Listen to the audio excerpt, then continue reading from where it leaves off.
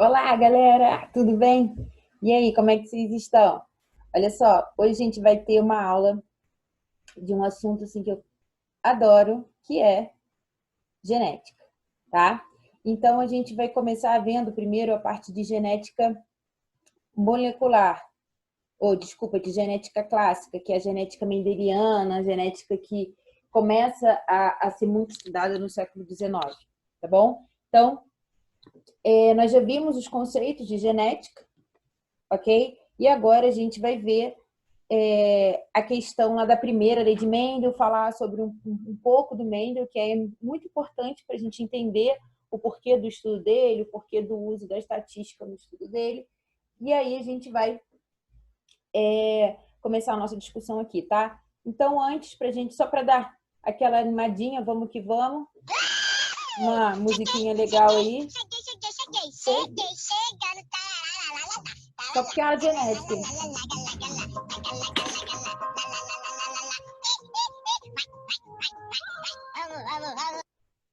Bom, galera, eu adoro esse ETzinho aí, não sei se a gente pode chamar de ET, mas eu adoro ele, o vamos, vamos no final dele é o melhor, tá? Vamos que vamos, então, para a nossa aula de genética. Galera, olha só. Primeira lei de Mendel, ou lei da segregação genética.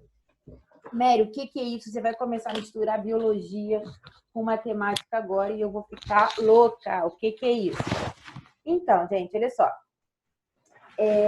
Até o século lá, 19, lá com Darwin, ninguém conseguia explicar como é que as características eram transmitidas dos pais para os filhos, entendeu? Como é que os ascendentes transmitiam isso para os descendentes, né? Então eles não tinham essa ideia. Por exemplo, o Darwin achava que as características se acumulavam no sangue e eram transmitidas para os filhos. E o que aconteceu? Depois da publicação do livro dele, o próprio Mendel, que é um cara lá do século XIX também, mais para o final do século XIX, ele manda uma carta para o Darwin falando sobre a possibilidade das características serem transmitidas pelos gametas, porque agora você já tinha essa ideia de gametas, já sabia a ideia que você tinha alguma coisa ali no núcleo que transmitia isso, né? No núcleo das células. E aí o Darwin não dá muita ideia, porque o Mendel, assim, ele era só um monte desconhecido. Não, ele não era tão desconhecido assim. Ele era muito estudioso, essa ideia de que o Mendel era um pobre monge. Não, não era assim, não. Ele só estava dentro de um grupo de cientistas que não era tão reconhecido. Era um cara que era do Império Austro-Húngaro, que ele, numa região que hoje a gente chama de República Tcheca, né, numa cidade chamada de Brum, que é uma cidade, assim, não tão, é a segunda maior cidade da República Tcheca, né? Eu conheço, não é uma cidade assim tão legal. Ela gira em torno do Museu do Mendel que tem lá, né? Então não é uma cidade maravilhosa, não, tá? Só fui lá também porque eu tinha que visitar esse Museu do Mendel, o mosteiro lá, a igreja, tá bom? Bom, e aí o Mendel morre, o trabalho dele não é tão divulgado, porque também ele não era muito reconhecido por trabalhar com hereditariedade. E em 1900 é que o trabalho dele vem à tona, porque alguns outros cientistas, né? Um dele é o Hugo de Vries, que é um cara holandês, o outro Carl Correns, eles começam a estudar a hereditariedade e chegam a essas ideias. E veem que já tinha um trabalho de anos antes que já falava da ideia da hereditariedade sendo transmitida por uma segregação dessas características através de gametas. E vários cálculos matemáticos, então eles deram essa autoria, assim, essa autoria, né, ao trabalho do Mendel. Mas na época que ele escreveu sobre isso, ele não teve esse reconhecimento. Ele publicou o trabalho dele numa revista de uma publicação não tão reconhecida assim, então não teve muita coisa. Aí só a partir de 1900, com esses caras estudando, é que eles falaram, não, pô, tem um cara aí que estudou isso há anos atrás, então a gente vai ter que dar o reconhecimento para ele e não vai ficar reconhecido. Mentira, eles ficaram reconhecidos não na sala de aula da gente, mas quem estuda essa parte da história da ciência a fundo, eles são muito conhecidos, né? E aí veio, eles trouxeram o Mendel, aí colocaram ele onde ele está hoje em dia, com o reconhecimento que ele tem, tá bom? Então é o seguinte, galera. Ele nasceu na Morávia, aonde hoje é a atual República Tcheca. Não era também de família. Ele teve uma infância pobre, mas assim, a irmã trabalhou muito para ele poder sair para estudar, porque ele deveria ficar cuidando de casa, ficar cuidando da parte agrícola lá. Então ele saía, a irmã trabalhou muito, se dedicou muito para estudar, tá? Para ele poder estudar. E aí ele foi para essa cidade aqui chamada Brum, que é onde tem o mosteiro agostiniano. Para quem não sabe, os monges da Ordem de Santo Agostinho, eles são muito interessados em ciência, essas coisas, né? E aqui a gente tem, deixa eu só, agora eu tenho uma canetinha, consigo escrever na tela para vocês. Deixa eu só voltar aqui, peraí, botar a pontinha dela aqui. Então, ela tem essa igreja, né? Aqui e aqui o mosteiro, tá? Isso aqui é a parte de trás deles e tal. E do lado de dentro tem esse jardinzinho aqui com a estátua do Mendel, tá? A gente sacaneia porque lá todo mundo chamava o museu de Mendelovo, realmente Mendel lá na língua deles, lá em tcheco, é Mendelovo, então Museu do Mendelovo. E aí, quando o Mendel ele foi fazer parte desse monastério e tal, ele começou a entrar em contato com a ciência, com os estudos científicos, e ele produziu, acho que mais ou menos 13 periódicos, 13 artigos científicos, a maioria era de meteorologia, então não tinha nada a ver com hereditariedade. Um deles era sobre hereditariedade, tá? E por que era hereditariedade? Porque eles queriam, tá? Aquela região, lá no século XIX, também estava naquela corrida para a Revolução Industrial. Então, você, ao mesmo tempo que você tinha que correr atrás de tecnologia para a indústria, você também tinha que mecanizar o campo, melhoramento no cultivo e tudo mais.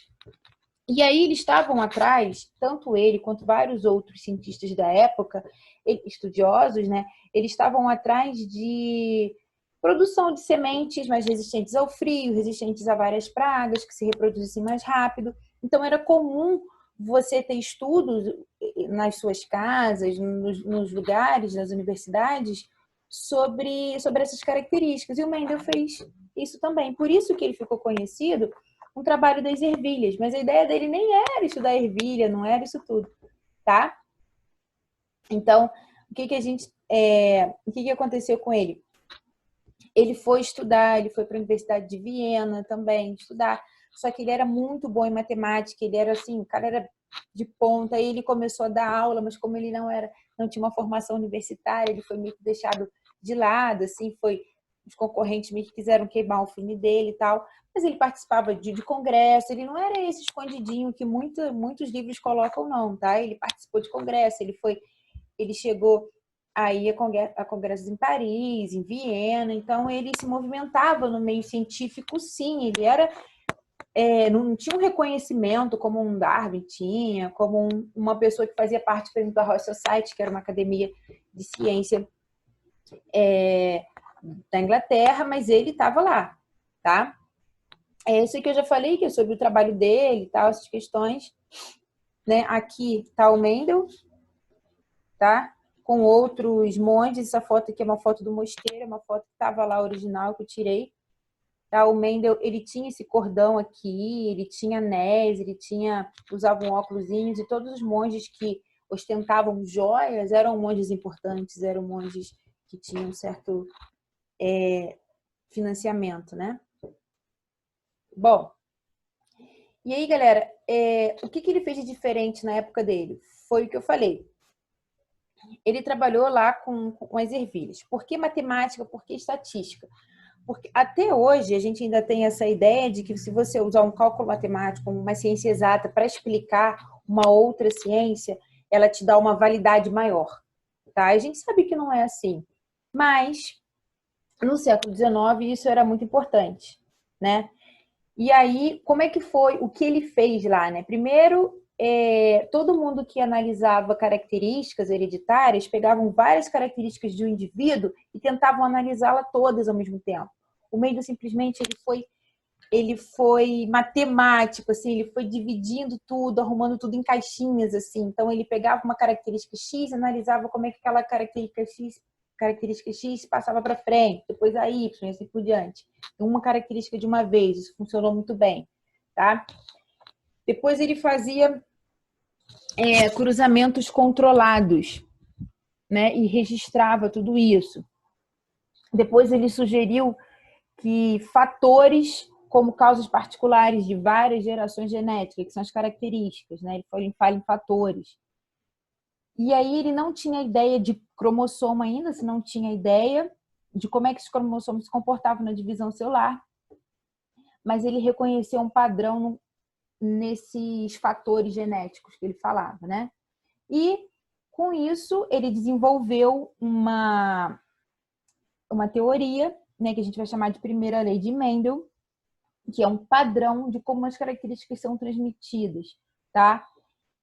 Ainda não se tinha ideia de genes, ele falava em fatores, né? Genes eu só coloquei aqui para a gente ter noção. Então ele falava que elas segregam na formação das células sexuais, que são os gametas, e os descendentes eles recebem isso. Então ele falava que as características de um indivíduo se separam na formação dos gametas. Lembra lá do azão, do azinho? Então, vamos supor que eu tenho uma característica que seja determinada por azão e azinho. Então, elas vão se separar na formação dos meus gametas. Ele não tinha ideia de divisão celular, mas ele entendia que se separava. Então, alguns gametas vão ter azão, outros gametas vão ter azinho, tá? E isso daí, na hora da minha reprodução, ou azão ou azinho ia se juntar com a característica do meu parceiro e ia passar para a prole, tá? Essa foi a ideia dele. Aqui algumas anotações, tá? É foto mesmo original do caderno dele, onde ele dá para esses fatores, tanto porque que a gente usa azão, azinho, bezão, bezinho, cesão, ele usa isso, tá? Ele usava isso. Ele usava as letras para determinar os fatores, tá? Não sei o que está escrito, tá em tcheco.